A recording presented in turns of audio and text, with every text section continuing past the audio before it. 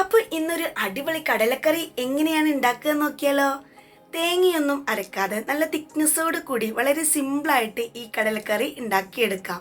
ഇതുവരെ ഇങ്ങനെ കടലക്കറി ഉണ്ടാക്കി നോക്കിയിട്ടില്ലെങ്കിൽ തീർച്ചയായിട്ടും ഒരു വട്ടമെങ്കിലും ട്രൈ ചെയ്ത് നോക്കണേ. അപ്പം ഞാനിവിടെ കടല വെള്ളത്തിലിട്ടിട്ടുണ്ടായിരുന്നു. ഓവർനൈറ്റ് വെള്ളത്തിലിട്ട കടലയായിരുന്നു അത് കേട്ടോ.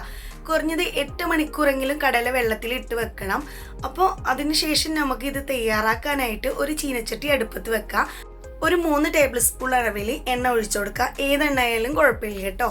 അതിലേക്ക് നമ്മൾ ഇഞ്ചിയും വെളുത്തുള്ളിയും കൂടി ചേർത്ത് കൊടുക്കണം. ഒരു ചെറിയ കഷ്ണം ഇഞ്ചിയും 3 അല്ലി വെളുത്തുള്ളിയും കൂടി ചെറുതായിട്ടൊന്ന് ചതച്ചിട്ട് അത് ചേർത്ത് കൊടുക്കുക. അതിലേക്ക് ഒരു 2 വലിയ ഉള്ളി ചെറിയ കഷ്ണങ്ങളാക്കി ഇട്ട് കൊടുക്കുക. വലുതല്ലെങ്കിൽ ചെറുതാണെങ്കിൽ 3 എടുക്കാവുന്നതാണ് കേട്ടോ. അതിനുശേഷം ഇത് നന്നായിട്ടൊന്ന് വഴറ്റിയെടുക്കണം.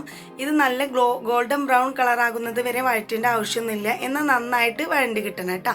അപ്പോൾ ഇത് നന്നായിട്ട് ഒന്ന് വഴണ്ടി കിട്ടിയതിന് ശേഷം നമുക്ക് ഇതിലേക്ക് ബാക്കിയുള്ള ഇൻഗ്രീഡിയൻസും കൂടി ചേർത്ത് കൊടുക്കേണ്ടതുണ്ട്. കുറച്ച് മസാലപ്പൊടിയൊക്കെ ചേർത്ത് കൊടുക്കേണ്ടതുണ്ട് കേട്ടോ. വളരെ സിമ്പിളാണ് ഈ ഒരു കടലക്കറി ഉണ്ടാക്കിയെടുക്കാൻ. നമ്മൾ കടലൊക്കെ നേരത്തെ തന്നെ വെള്ളത്തിലിടുകയാണെങ്കിൽ വളരെ എളുപ്പത്തിൽ രാവിലെയൊക്കെ നമുക്ക് ഉണ്ടാക്കിയെടുക്കാൻ പറ്റുന്നൊരു അടിപൊളി കറിയാണ്. എന്തായാലും ഒന്ന് ട്രൈ ചെയ്ത് നോക്കണം.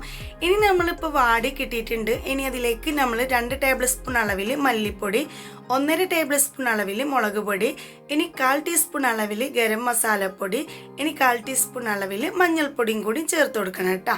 ഈ മഞ്ഞൾപ്പൊടിയും കൂടി ചേർത്ത് കൊടുത്തതിന് ശേഷം ഇതെല്ലാം കൂടി ലോ ഫ്ലെയിമിലിട്ടിട്ട് നന്നായിട്ടൊന്ന് മൂത്ത് വരുന്നത് വരെ ഇളക്കി കൊടുക്കുക.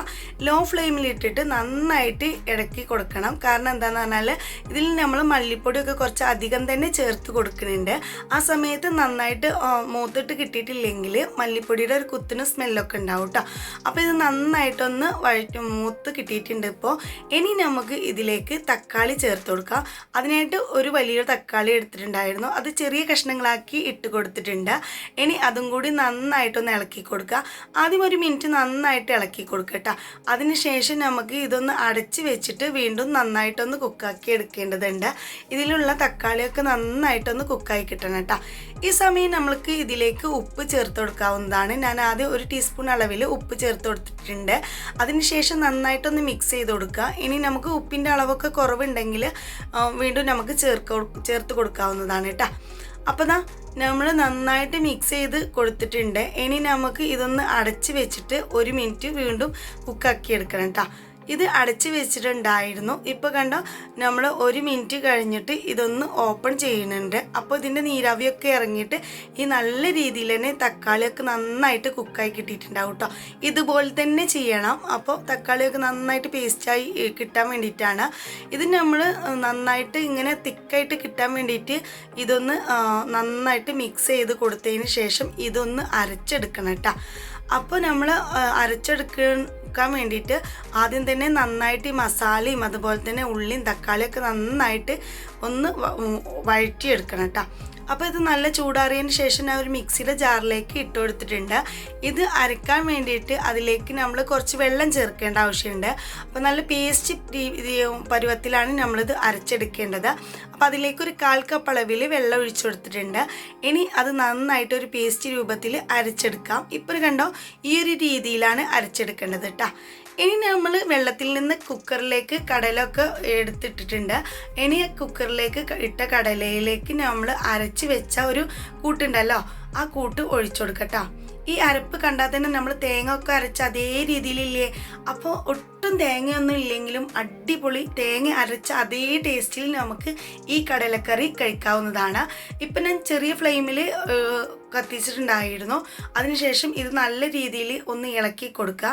ഇത് നന്നായിട്ട് ഈ മസാലയിൽ നല്ല രീതിയിൽ ഒന്ന് ഇളക്കി കൊടുത്തതിന് ശേഷം ഇതിലേക്ക് വെള്ളം ചേർത്ത് കൊടുക്കേണ്ടതുണ്ട്. അപ്പം നമ്മൾ ആ അരപ്പിലേക്ക് അരച്ച് കൊടുത്ത പാത്രത്തിലേക്ക് 1 കപ്പ് വെള്ളം, അതുപോലെ തന്നെ വീണ്ടും ഒരു 2 കപ്പ് വെള്ളം, അങ്ങനെ മൊത്തത്തിൽ 3 കപ്പ് വെള്ളം ഇതിലേക്ക് ഒഴിച്ചു കൊടുത്തിട്ടുണ്ട് കേട്ടോ. ഇനി ഇത് നല്ല രീതിയിൽ ഒന്ന് മിക്സാക്കി കൊടുക്കുക. ഇനി ഇപ്പോൾ ഈ സമയത്ത് നമുക്ക് മിക്സാക്കുന്ന സമയത്ത് നമുക്കൊന്ന് ചെക്ക് ചെയ്ത് നോക്കുക. ഉപ്പിൻ്റെ അളവോ എന്തെങ്കിലും കുറവുണ്ടെങ്കിൽ നമുക്ക് ചേർത്ത് കൊടുക്കാവുന്നതാണ് കേട്ടോ. ഇപ്പോൾ ഞാനിവിടെ ഉപ്പിൻ്റെ അളവ് നോക്കിയപ്പോൾ ഉപ്പിൻ്റെ അളവ് കുറവുണ്ടായിരുന്നു. ഒരു 1/2 ടീസ്പൂൺ അളവിലും കൂടി ഉപ്പ് ചേർത്ത് കൊടുത്തിട്ടുണ്ട് കേട്ടോ. ഇപ്പോൾ ഇത് നന്നായിട്ടൊന്ന് തിളക്കാൻ തുടങ്ങിയിട്ടുണ്ട്. ഇനി നമുക്ക് ഫ്ലെയിം ഒന്ന് ഹൈ ഫ്ലെയിമിൽ ഇട്ടതിന് ശേഷം നമ്മൾ കുക്കർ ഒന്ന് അടച്ച് വെച്ചതിന് ശേഷം നമ്മൾ ഹൈ ഫ്ലെയിമിൽ തന്നെ ഒരു 5 വിസിൽ അടിക്കണം കേട്ടോ. 5 വിസിൽ അടിച്ച് പിന്നെ ഒരു മീഡിയം ഫ്ലെയിമിൽ ഒരു വിസിലും അടിച്ചതിന് ശേഷം കുക്കർ ഓഫ് ആക്കിയിട്ടുണ്ടായിരുന്നു. ഇനി നമുക്ക് ഇതൊന്ന് ഓപ്പൺ ചെയ്ത് നോക്കാം. ആദ്യം എയർ ഉണ്ടോ എന്ന് നോക്കുക.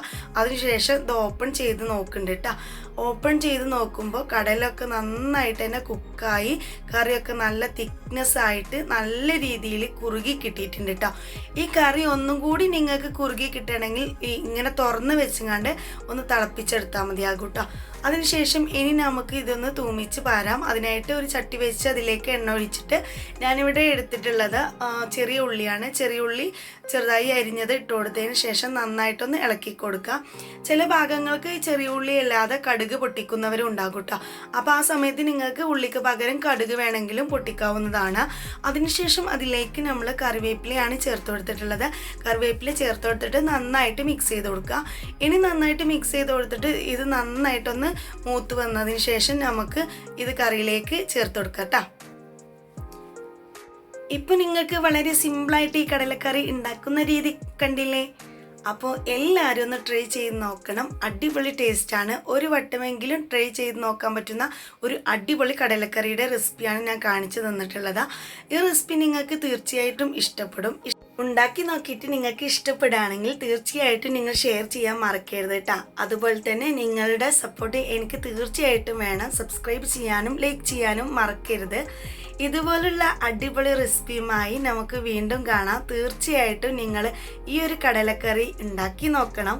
എല്ലാവർക്കും വളരെ സിമ്പിളായിട്ട് വളരെ എളുപ്പത്തിൽ ഉണ്ടാക്കിയെടുക്കാൻ പറ്റുന്ന ഒരു കടലക്കറിയാണ്. അടുത്തൊരു വീഡിയോയുമായി കാണാം.